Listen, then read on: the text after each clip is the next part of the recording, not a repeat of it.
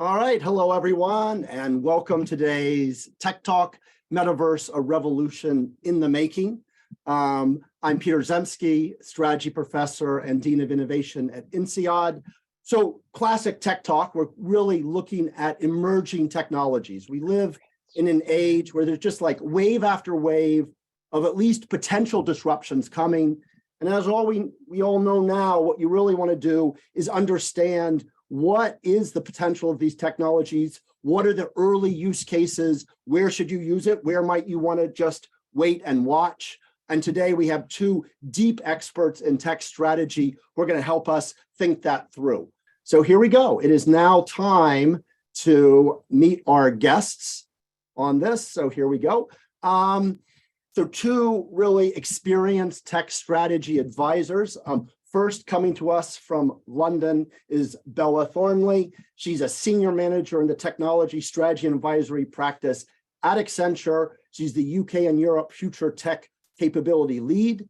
And again, Bella, it's great to have you here. You're really established yourself as a thought leader in emerging technology, new ways of working, really good on celebrating diversity, really all about fostering new ideas and challenging the status quo. Bella works across industries, but particularly strong around fintech, where she leads the innovation lab and does a lot of work with cutting edge fintech startups, thinking about how they're going to scale their businesses in the world's most competitive markets.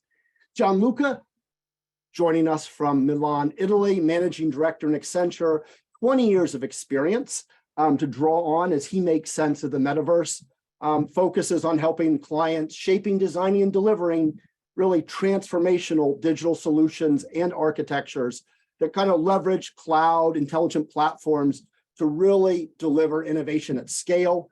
Again, Gianluca also has experience across a wide range of industries, particularly though around banking, utilities, energy. Bella, Gianluca, thank you for joining INSEAD today and this Tech Talk. Maybe Bella, you could kick us off. Let's start at the beginning. What is the metaverse? Are there one or many metaverses? How does this link to underlying technology, AR, VR, blockchain? Get us oriented at the beginning, please. Brilliant. Start with a big question, why don't we? One that most people still can't agree on. To help us, I'm actually going to share a slide because the definition of the metaverse is different depending on who you ask. So what I'm going to start with is the Accenture's definition, so that we have a baseline that we can just build the conversation on and hopefully not have any disagreement throughout the rest of this. So Accenture's definition of the metaverse is an evolution of the internet that enables us to move beyond browsing to participating and or inhabiting in a persistent shared experience that spans the spectrum of our real world to a fully virtual world and in between. So that's great. Let's break that down so we can get into a little bit more detail. The term metaverse was probably first coined at the start of the sort of 1990s when mainframe technology had begun to start unlocking text-based virtual worlds and the evolution of the internet began. This first era of the internet is probably the internet of data, where vast amounts of static information was available for people to access anywhere, anytime, and search at ease. But at this point, the only thing that you could own were probably sort of domains around that. And if we start sort of referring back to the metaverse, this is in the early 90s, we saw the rise of games such as active worlds, where players could collaboratively build virtual worlds together, invest in expanding them. And this is similar to what Neil Stephenson described in his novel Snow Crash, which is where we sort of first heard the term metaverse. And also by the late 90s, spatial voice chat was introduced in games such as OnLive Traveler, so that people could actually hear other players and where they were positioned in relation. So obviously already starting at that point to see some of the technology that we're familiar with today. As we move into the 21st century, that's where we had the rise of the Internet of People. This is where the internet connected people to people across vast distances and brought the digital social media to the forefront. Here we saw this was all enabled by sort of Web 2 technology that allowed the transformation of sort of websites and logins, and then the unlock of social media platforms that we're all familiar with today, such as sort of Facebook or even like LinkedIn. The next step of the evolution was the Internet of Things. This is probably actually one that we're not as familiar with. I think we've all heard of the term IoT and Internet of Things, but it didn't quite take off as much as we anticipated. It was where we started connecting machines together and lay the foundations for connecting those machines to people. And then finally, where we get into the exciting bit that we sort of talk about in the definition, we've entered the Internet of Place and Internet of Ownership. And the emergence of place in digital experiences is sort of bringing people, spaces and things in both virtual and real worlds together, and it evokes a sense of belonging. The Internet of Ownership is bursting more from the crypto community and is obviously growing bigger and bigger by the day. So the rewiring of interactions, applications, commerce, value via the sort of block enabling use cases like NFTs, smart contracts, and more. And so, as I mention ownership, building on from one of the questions that you sort of talked about is some of those technologies and things like Web3, Web2. This is probably where we want to really sort of talk about it. So Web2 in the Internet of sort of people, that was defined by sort of layout technologies. It had sort of centralized governance. As I'm sure we're all aware, all of our personal data, our activity, our content, it was all exploited by these platforms for them to monetize. Whereas with Web 3.0, this allows users to control their own online identities, their own personal data, their own activity, and digital assets via a decentralized approach on sort of public open blockchain technology, and has obviously popularized the terms non-fungible tokens, NFTs. I think we've probably all heard from, decentralized finance, decentralized applications, and obviously blockchain is really pivotal part of this and the evolution of that internet and providing that functionality experience by users. So maybe Bella, just to follow up, thinking about why now, why such excitement around the metaverse and also Web3? I think maybe two things happen because all this is partly socially constructed. One thing is clearly in COVID, everyone was forced into a digital existence. And yet, for me, there was a bit of a gap. People the same time see this big gap between the real world and the digital world. And so there's a lot of interest in closing that. And then the other one, clearly with the sort of all the issues around blockchain and crypto in 2022, we see everyone from that ecosystem kind of flocking to the Web3 banner. But anything you just want to share about how you see where the energy is around Metaverse right now? Yeah, I mean, I think a quick call out in that one is probably to emphasize that Web3 and Metaverse are not the same thing, and that Web3 enables ownership, while the Metaverse is more of the enabling that experience, that sort of persistent shared experience that we just talked about. And so Web3 does not require the Metaverse, and the Metaverse doesn't require Web3 infrastructure. But obviously, for us to fulfill what we sort of see as our ideal Metaverse, that future vision, Web3 is really important for the interoperable Metaverse. But I think what we've also started to see, and this is probably a bit of a sort of trend of a lot of what we're familiar with is in the metaverse today is probably more of the gaming side of it. So things like sort of Fortnite, all of those activities. And I suspect there was a bit of a reputation. I'm going to say suspect, definitely wasn't part of it, but there was probably a reputation around gaming pre-COVID of sort of sitting in your room, on your chair for hours on end, sort of not socializing. There was quite a big stigma around that. And that is, again, something that actually we've probably seen a huge shift in, which has accelerated this sort of progression of the metaverse in the market, is with COVID, I think a lot of people that would probably have never spent the time to sit down and game or immerse themselves at all, this accelerated, and people actually from all sorts of all various generations participated, and I think that stigma has really sort of reduced massively from COVID, as well as obviously a lot of the technology that has matured over time to support it. Great. So let's put on this. At some point, we may want to dig into a little bit where the underlying technologies are going. But I like sort of this shift from, there's a lot of play in the metaverse, but are we moving more towards live and work and those things? So let's bring Gianluca in. So same thing, big opening question for you. Why does the metaverse matter? Particular, what do you see as the key promise? And really, if you think about our audience here at INSEAD, what are these new capabilities that are going to be relevant to entrepreneurs and businesses coming out of this whole development? Okay, well, thank you very much for the question. Which, as for the first one, not being second, it doesn't get any easier. But thanks for the question. Well, I think that Bella outlined very well what is the scene of Metaverse and why it should matter in terms of key elements and key capabilities, which have brought to let's say convergence of some technologies that could actually transform the way in which we live the web and the internet. However, I think there's also another relevant element of why Metaverse matters, because actually there are business opportunities and there are elements attached to that which are very significant. There was one question in the chat actually why Second Life failed and Metaverse is maybe is doomed to fail as well, or is deemed for success. Well, Second Life was a very early stages Metaverse where there were very limited portion of that technology for enabling a true experience, for actually enabling ownership in the internet.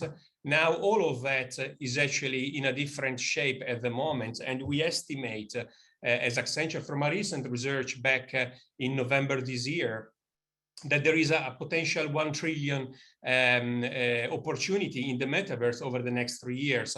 I mean, if we look also at other numbers, I mean, Citi itself, Citibank, stated that by 2030 there could be 13 trillions of opportunities in the metaverse. Now, is it 13? Is it 10? Is it 8? It's a plenty of money that is there basically to be made by business entrepreneur who can actually leverage and understand how to leverage the metaverse. And remember always that investing in particular early in those technology, in digital transformation, also during uncertain time, from our research shows that there's a potential of 5-pair growth in exploiting early positioning, in early leading into this field. Now, having said that, just for cutting through the hype of metaverse, so we identified three value plays that we could, which are very concrete now in the metaverse. One is the customer metaverse, and that's probably where everything kind of started. Okay, so having an enhanced social experience, an enhanced virtual experience, so a virtual showroom, product launch, digital products. I mean, that's a huge portion to that.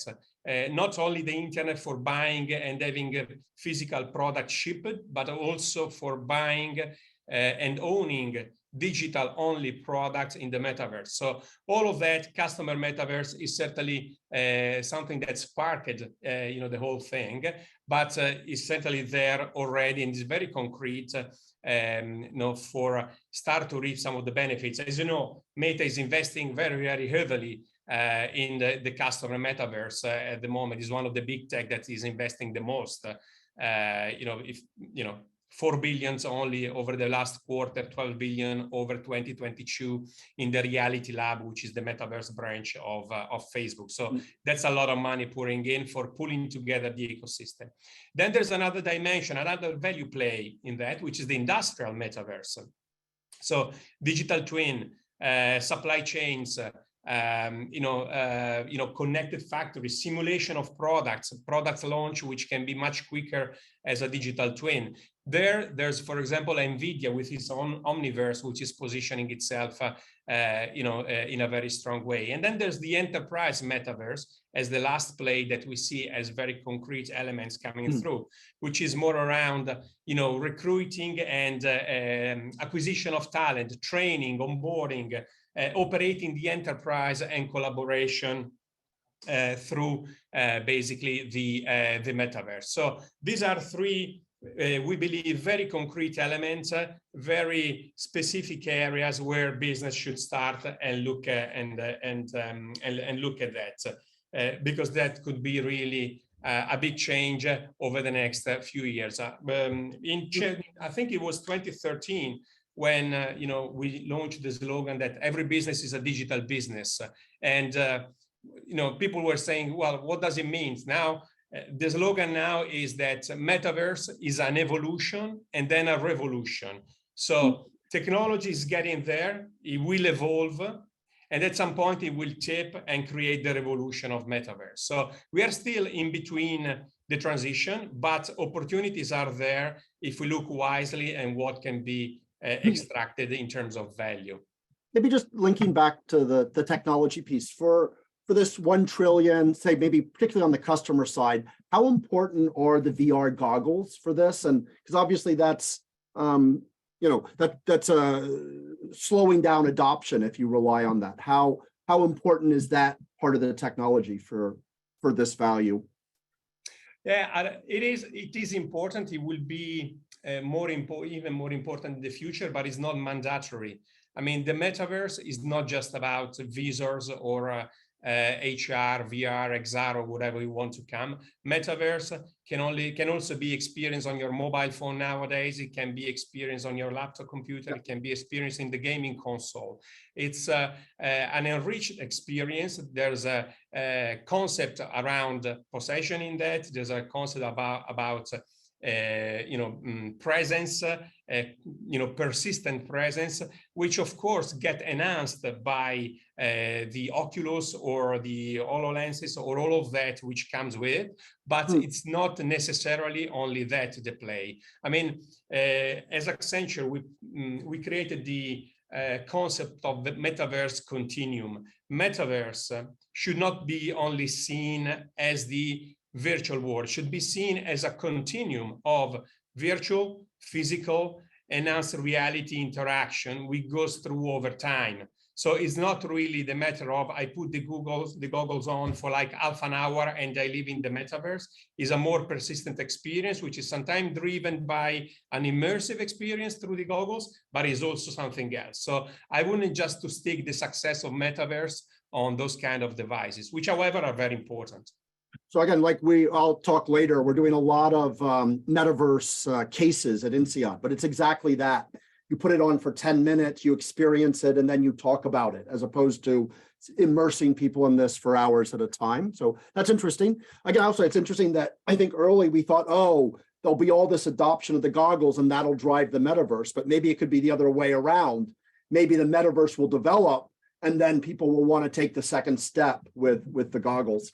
Yeah, I mean, if you think of, this year, there have been like around 24 billion of exchange in NFTs, in digital assets, and you don't exchange the digital asset with goggles. I mean, you can exchange that on your laptop. I mean, it's a different thing. Goggles will be important for some type of experience, but are not the only way of enabling metaverse.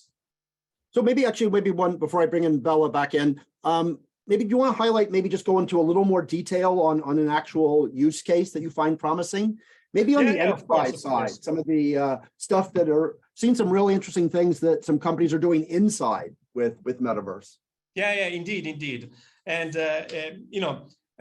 we think that really Metaverse has a massive potential for transforming business, for growing revenue, for on the cost dimension and on the governance dimension. Okay, we think that in the next 10 years, probably all part of the business will really be reimagined, compatible with the metaverse.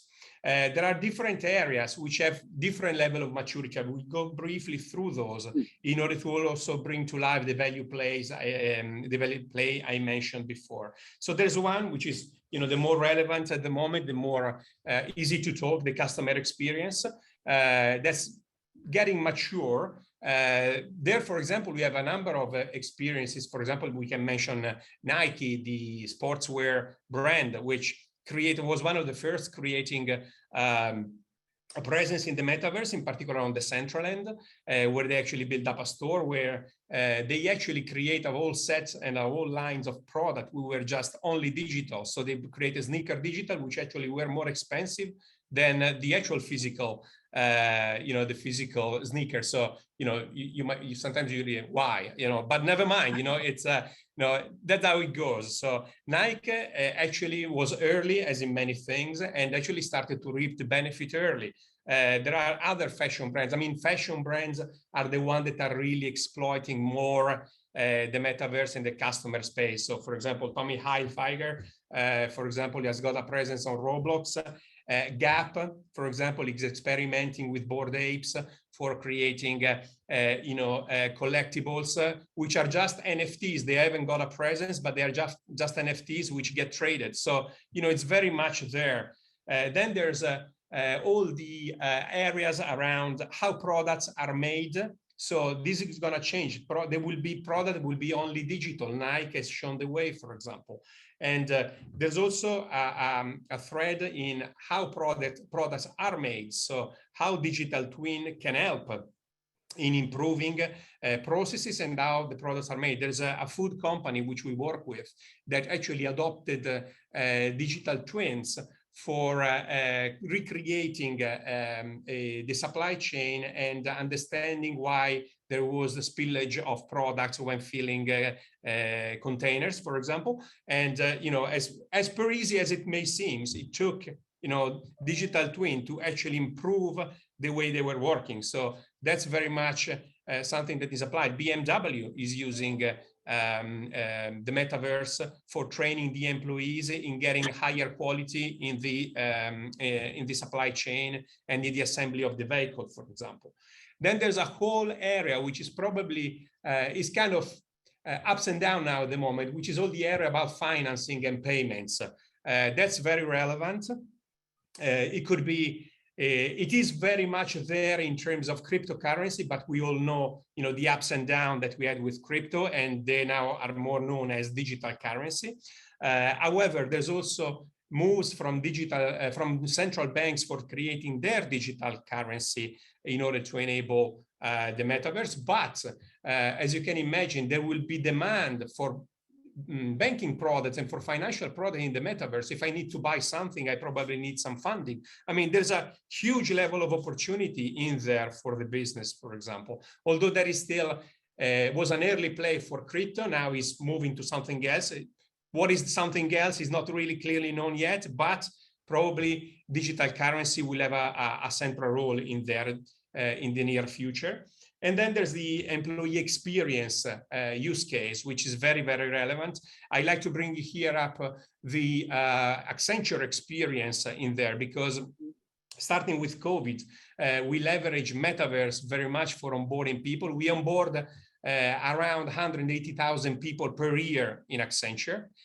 So it's a small city which get onboarded in Accenture and every year. And we used Metaverse to do that, partially with Oculus. So we actually deployed around 60,000 Oculus doing that, but not only through Oculus. So just to go back to the fact that Oculus is not the mandatory thing, it's important, it augments the experience, but it's not mandatory.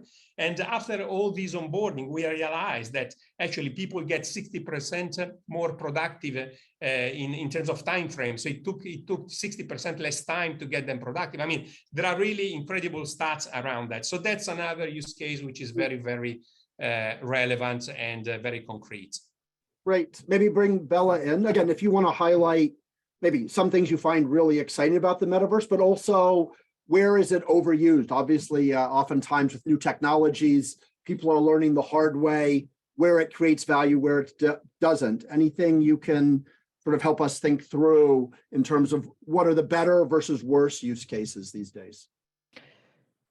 Good question. I can also see in the chat a lot of conversation around sort of education as well. And I think this, bringing what Gianluca said across the sort of various, customer, industrial, or sort of employee experience.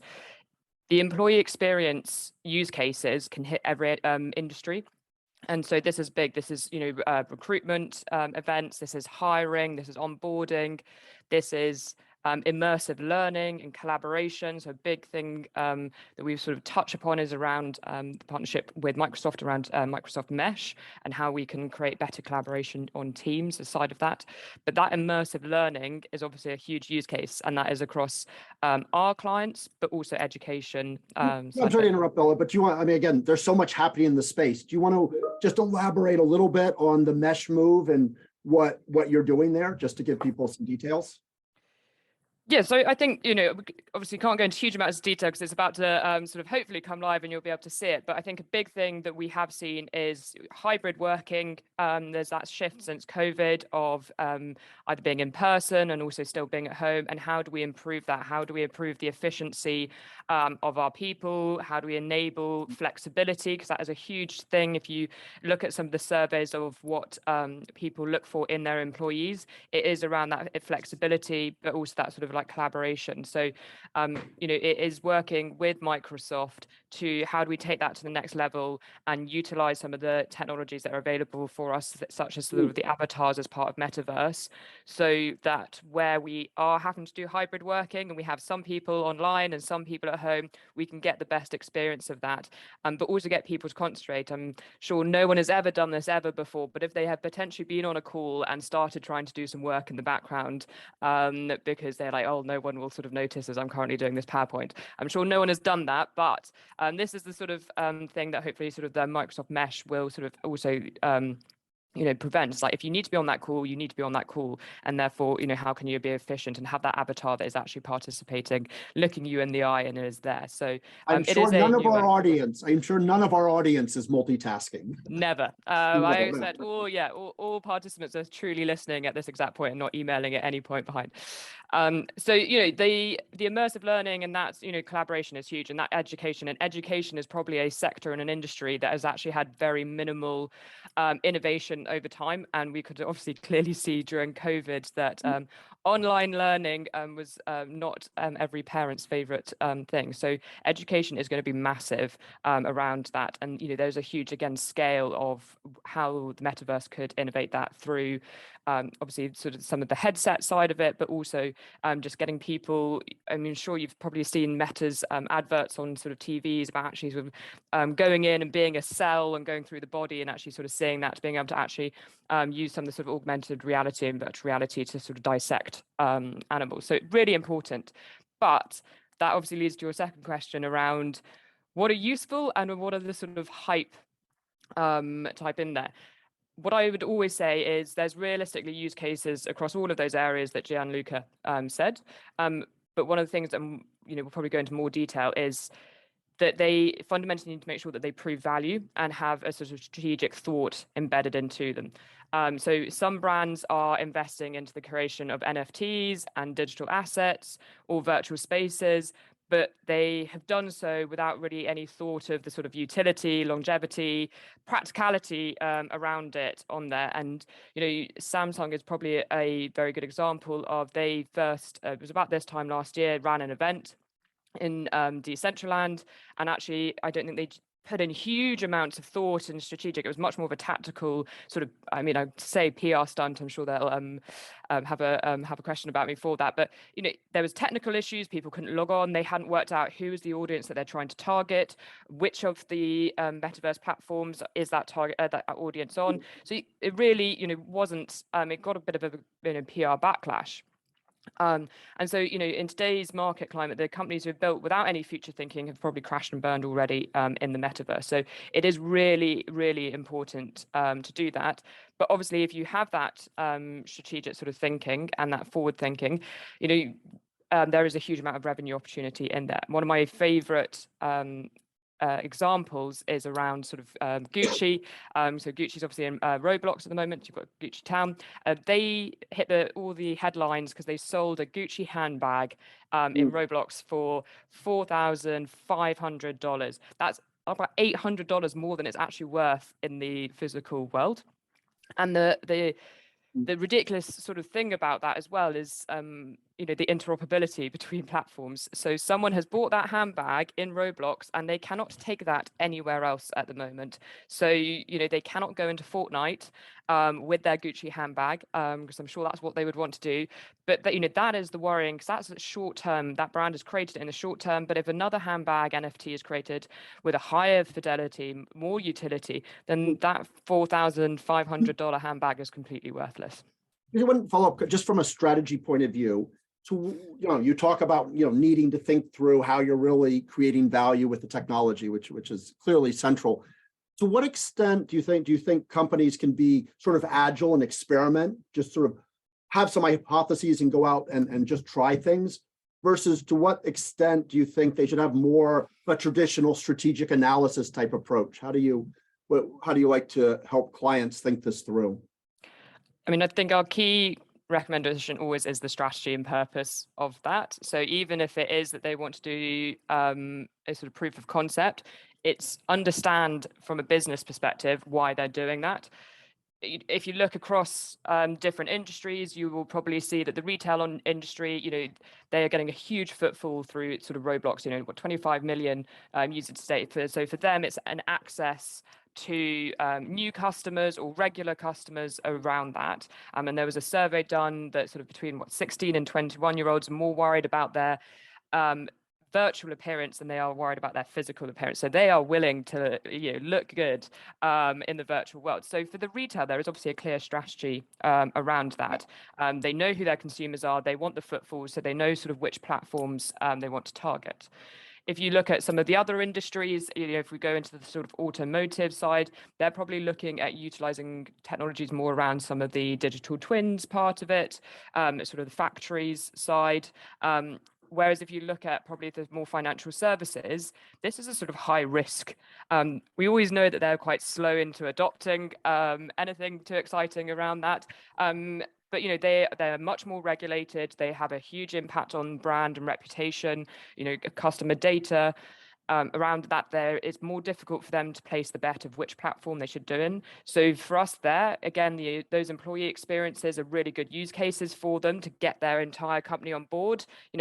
How do we get that onboarding? How do we get that collaboration and immersive learning, show the value of that? But if they, again, still want to go more than that, once we've got that strategy, the key is be creative, keep it simple. Always be customer focused in that mindset, and start really small and focused. There's try that proof of concept. You want to make sure that you're reducing the risk of any brand reputation damage, and obviously really engage with sort of early building blocks around that. Thank you, Bella. Let's bounce back to Gianluca. Did you want to respond to some of that conversation? No, I was just adding on top of what Bella was saying, which is it's very important that Metaverse is not a game. It's gamification sometimes, but it's not it's not just a game. It's important that when you approach it with a strategy, with with a clear medium-term view of what you want to achieve, because otherwise you always risk the hype of having something out there which it doesn't get maintained, which doesn't then get evolved, which people do not really get the benefit. And there's actually a fashion brand, which I will not name, which however created gift box, 3 level of gift box out there for providing benefits, which were also in the digital environment, but also in the physical environment. They sold out for a ridiculous amount of money after 6 months. Given that there was no continuation to that strategy, they were practically worthless, which is a bit of what Bella said around the Gucci handbag. So certainly that's a clear element. And before the strategy, also the organization is very important for a company. So who should follow the Metaverse topic, which is a cross area, cross business unit elements in the company? You need to be very clear and very serious on approaching on the right side of the thing. So just to add on top, because I think, and we think it's really, really very important. Not the last, what talent do you need to have in order to nurture your Metaverse strategy? Because of course, skills are very different from what we typically are used at. So, I mean, there are many angles to that which needs to be catered for to make sure that the strategy is successful. Nice.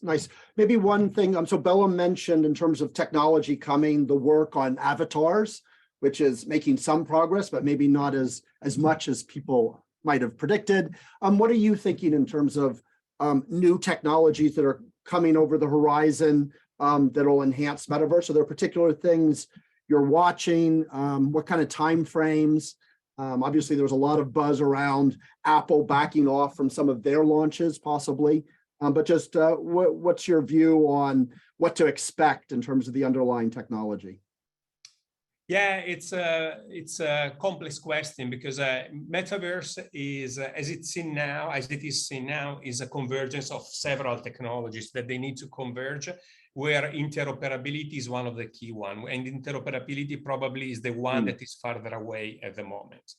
However, there are a number of technology like, extended reality, asset management, digital twin, artificial intelligence, and digital identity are probably one of the key two technologies that need to come together in order to make sure that the metaverse, can really go at scale.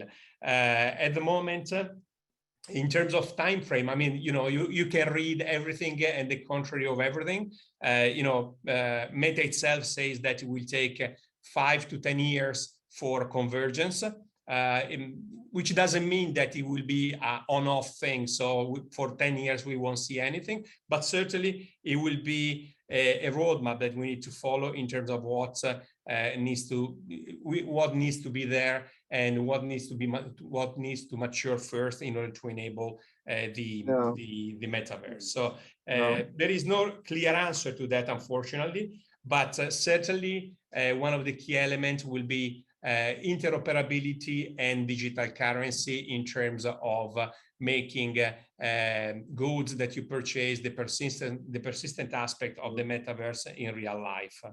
No, I agree. Although I think, interoperability is probably not such a technology issue as a business issue. I think there's so much emphasis in venture around creating your proprietary platform.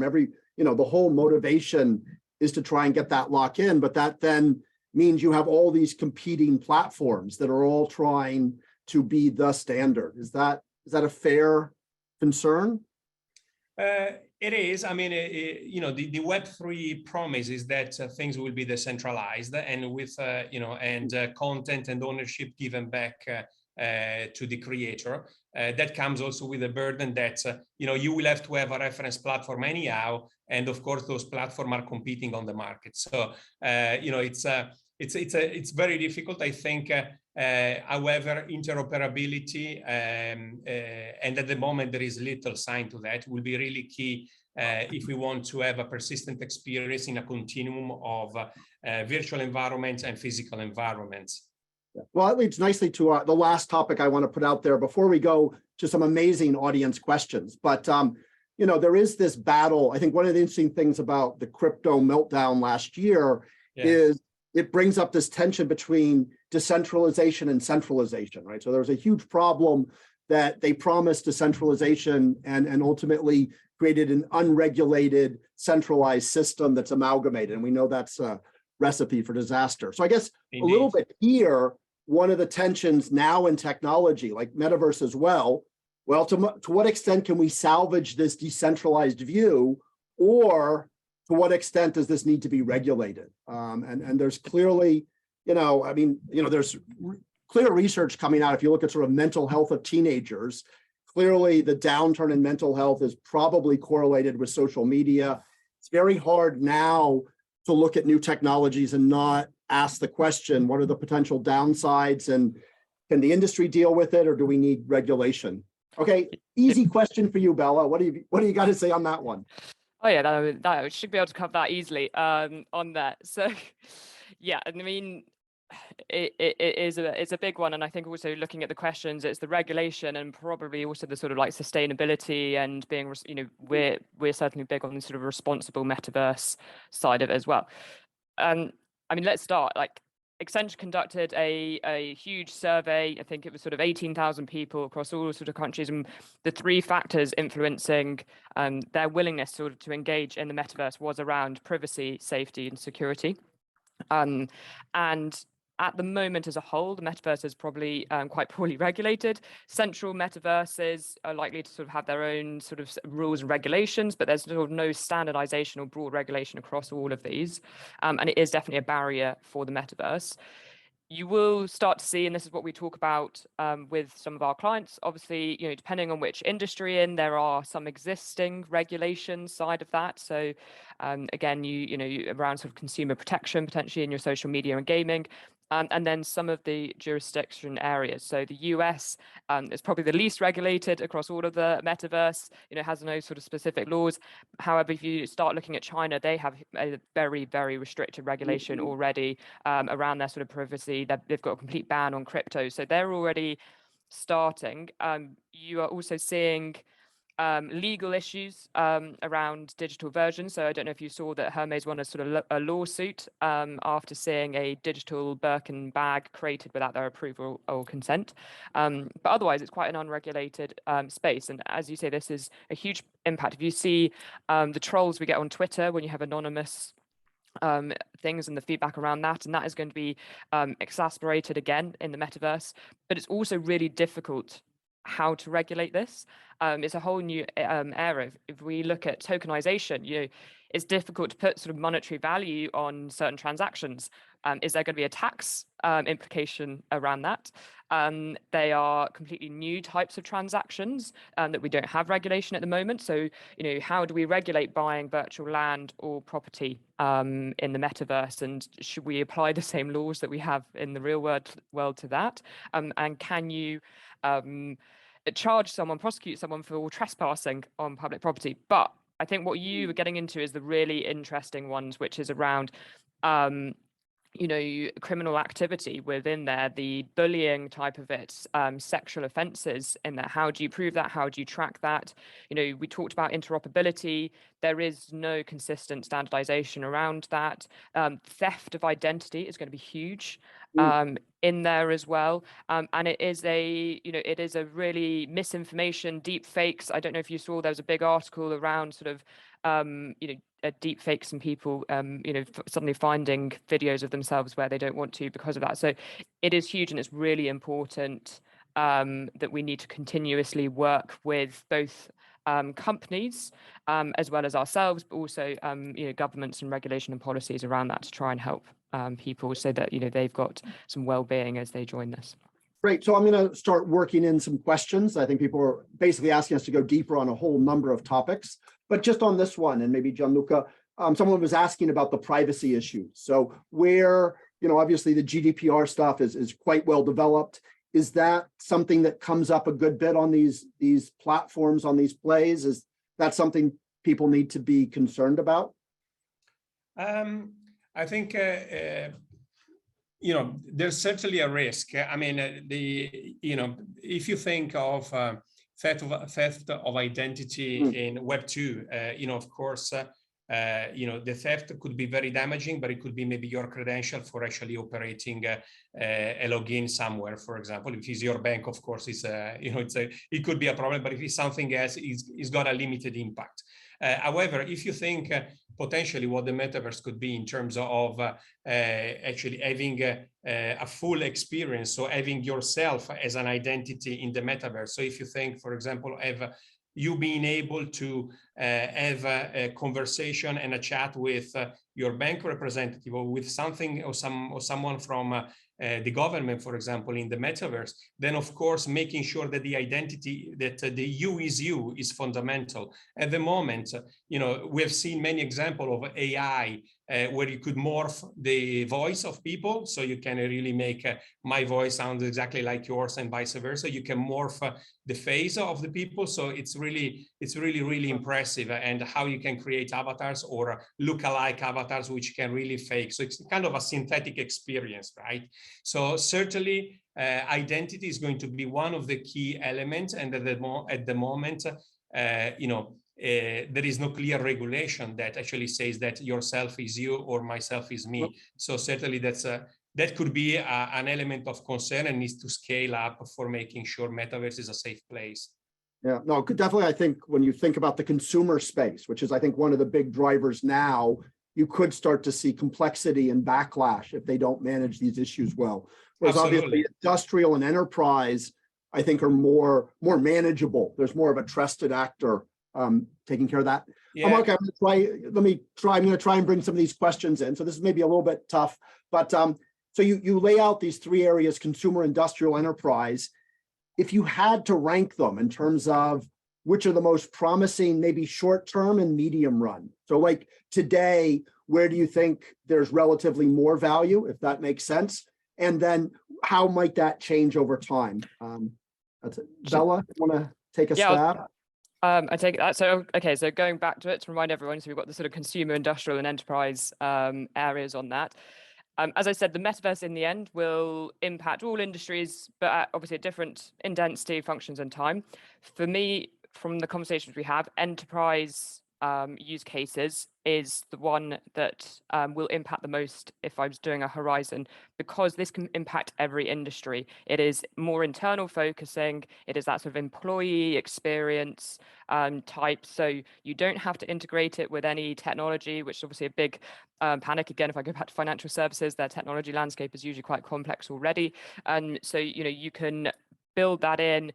You are reducing any risk around, as I mentioned, sort of reputational damage, and you're also onboarding. And it's also a fantastic way, especially that sort of hiring and onboarding type, to start get that next generation. So for me, the enterprise examples are going to hit everyone. And really building on, because we've seen a sustained move to hybrid work, remote work, and this is a huge complement to that in many ways, right? So that's that makes sense. Yeah. Really good. And then you're probably, as we sort of talked about, the consumer side, as long as they're quite strategic about it. We've talked about loads of brands that have been really successful. I think Nike has now, this probably answers one of the questions of like real life concrete examples of the value, but Nike's I think it's 26% of its overall profit is through its digital sales, and obviously a large part of that is through their metaverse Nightland on Roblox. So there is definitely consumer ones, and then in industrial we are starting to see examples. We've got car manufacturers like BMW are using the sort of Nevada's Omniverse, but that is probably, if I was then going to say, that's probably where I'd put as third if I was going to have to put it into an order. That's great. Gianluca, if anything you want to add on that, but also I want to work in another question. We have so many good ones that's related, but what are the main inhibitors on adoption, right? So that, which also talks about how fast this will come on board. And when do you think we go from just the early enthusiasts to more, widespread adoption?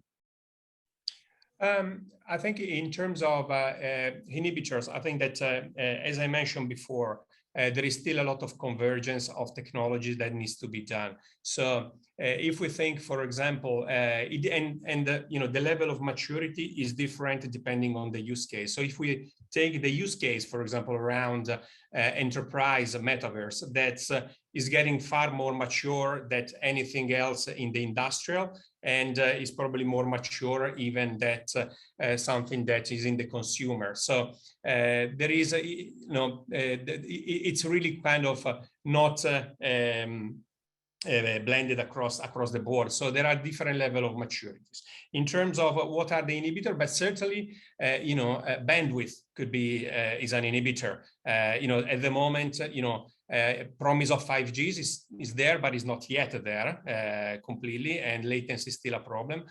Computational power, if you scale up the metaverse, will be an issue.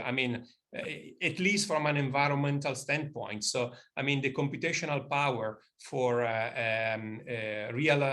for engines such as Unreal Engine or an engine like that is very, very high. So, it's something that really could be, when it scale up really to the masses, it could be really an issue. So there are still several elements that could hamper the actual rollout at full scale of the metaverse. However, the decentralized approach that metaverse and Web3 is taking probably will help in smoothing some of that, because in theory, not all of that should be centralized. So, there are still many uncertainties. Depending on the use case, you could be more or less mature. But yes, the market is still very much evolving. Maybe another question that was on the demand side. On the supply side, obviously we've seen a shift in the environment for tech investments, both at some big companies, but also the venture space. Do you have some perspectives on what's happening for the investment appetite in Metaverse? Is that an area that's less prone to cuts in the current environment? Is it holding up? Any observations on yeah, how much companies are investing in Metaverse and whether that's shifted in the last year. I mean, I think there is, I know one of the sort of questions around was sort of a recent layoffs and investment cuts in there.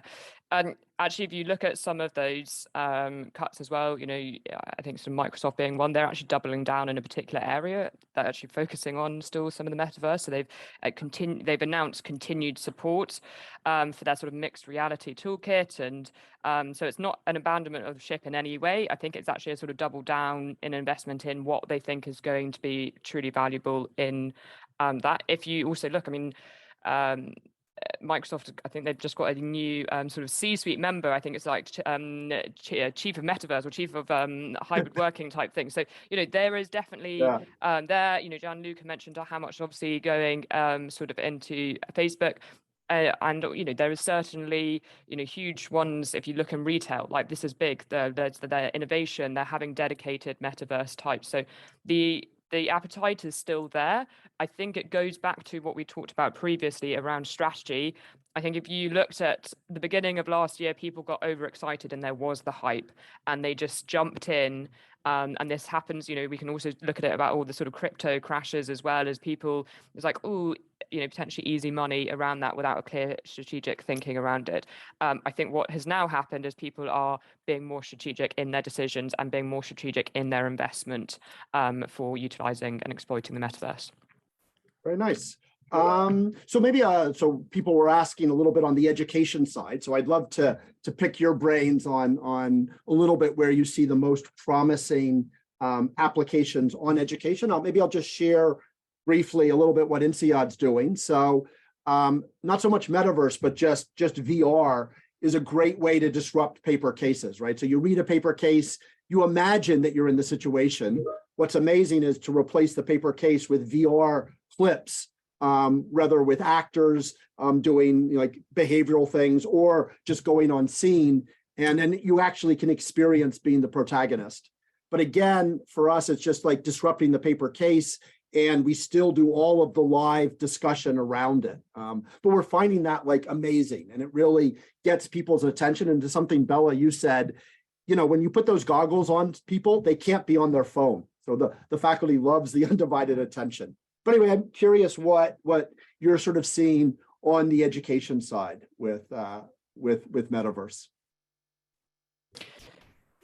I'm happy to take this. I mean, you know, we were sort of talked about it is that sort of immersive learning side of it. I mean, one of the this is not sort of education, but actually is around the sort of surgical, because I noticed some people sort of talking about health and public services in there. So one of the big ones was using sort of AR to improve surgical successes. So actually, you know, in an operating room, it gives sort of operators and surgeons access to all the sort of crucial and health data around that. And that's actually can then be brought into education. It's like you're overlaying something, you know, that could be really cool in additional types of that is like, you know, we've seen it all in films, have a map and it then brings up really exciting information and like, what is the population of this country? You know, what is the GDPR, etc. So it's just shifting both in a classroom, how you could be educated. But again, obviously for that hybrid world, it stops it from just becoming you staring at someone, looking at your teacher eye to eye. It's like, okay, let's get involved and, you know, really bring that experience to them. And you know, that's what we're talking about. The definition is it's like that you're inhabiting, you're participating, you're not just looking anymore. The idea of metaverse is that you're really participating. And that's why it will be a huge sort of shift in the education side of it. And obviously, I'm not going to go into detail because I think I saw that you have a TED talk on it, but, you know, we've got generative AI and large language models, and that will also potentially really change things up. Yeah, no, well, maybe on that one, I mean, clearly one of the big bullish areas with OpenAI, ChatGPT, there's a lot of investment in that area. Do you want to elaborate just a little bit more about the interaction between sort of what's coming on AI and the metaverse? Because that could be a really hot intersection. I mean, a big one on Gianluca, I can hand over to you in a second. Yeah. It's going to also just be around, I guess, also a cost and access, using things like generative AI is going to enable what probably was limited previously to expert gamers and designers into building worlds and experiences. Things like generative AI, there's going to be a better template. You can just be like, I want a house with 4 floors and 4 windows and a door, and that so it's suddenly going to hugely open up access to Metaverse and being able to build your own world to people that potentially didn't have that skill set. So huge generation. So and that could again accelerate. We've talked about the maturity of technologies, the greater access that people have. Then the likelihood is that will accelerate innovation and investment in the Metaverse as well.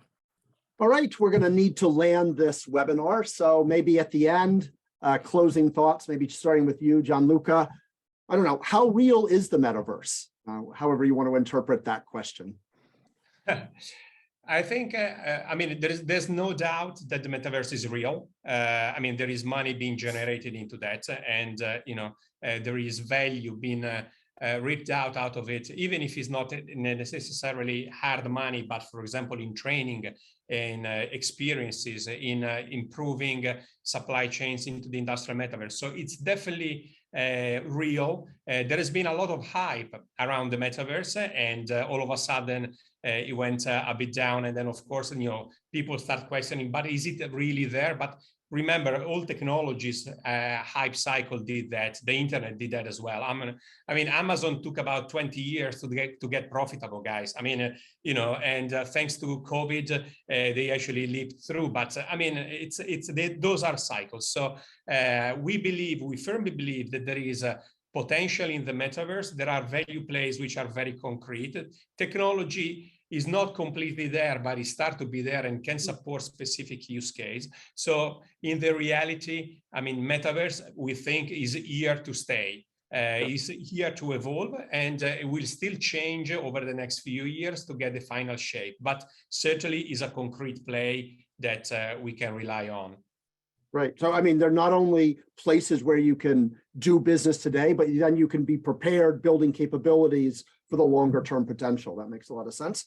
Bella, what do you want to say about how real is this? How excited are you these days about playing in the Metaverse? What a question on that one. It's something that I have an argument with every day at work of, can I continue to play in the Metaverse? And sometimes I'm told I have to do an actual job as well. But yeah, I mean, it's here today. Like, there are some key challenges. We've talked about them. We didn't actually go into too much detail about the overarching Metaverse and whether we've got some microverses, but obviously we need interoperability. However, already we've got millions of people already interacting on that. As Gianluca sort of mentioned, it took 34 years for the iPhone to really take off and the mobile internet. It won't just suddenly come about. Metaverse won't suddenly just switch on one day, but it is here. And as we divide and between our sort of physical and digital lives, and that diminishes that blurry line, it's just going to continue to become more and more impactful. All right, Bella, Gianluca, thank you for joining us on today's Tech Talk. Great topic and really some very insightful thoughts on how this thing is playing out. Take care, everyone. Thank you for having us.